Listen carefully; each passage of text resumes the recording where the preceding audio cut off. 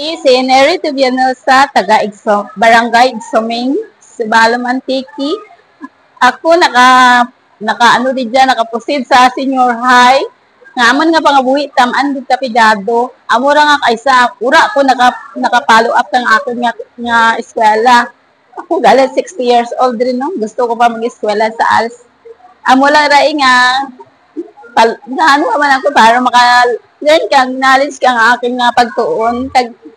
Thank you man sa amon nga teachers nga daw nami man dana mag-lecture ka namon makabugal man kami kang amon experience sa tawag nga learn sa amon nga alternative learning system. Salamat gid sir sa imo nga practice ka amon nga pagtuon. Salamat sir. Thank you again sir.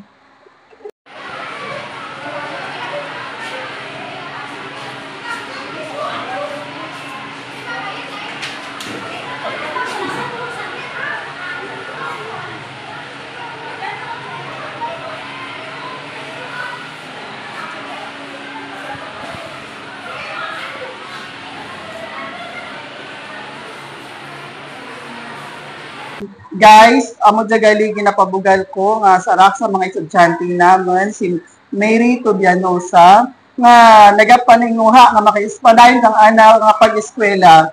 So amo ginirang guys bilang inspirasyon, ang edad ay hindi basihan kung gusto gid natin nga makamit ang atin nga goal para nga makatapos ng pag-eskwela. So bilang inspirasyon sa tanan diyan nga base maingganyo man kamo nga mag-eskwela ang ALS ka sa Sibalam National High School, pwede gid ninyo maparapitan. No, kung sa diin man nga basta kinahanglan magpursige lang gid kita nga makatapos para nga ang atin nga handom matupad gid natin patas kay nga Tubianosa. Gani lang sa tanan nga maging inspirasyon, liwat kinahanglan himuon natin ang tanan, hindi basihan ang kahirapan kung ano man ang sitwasyon ka pangabuhi o kung ang edad.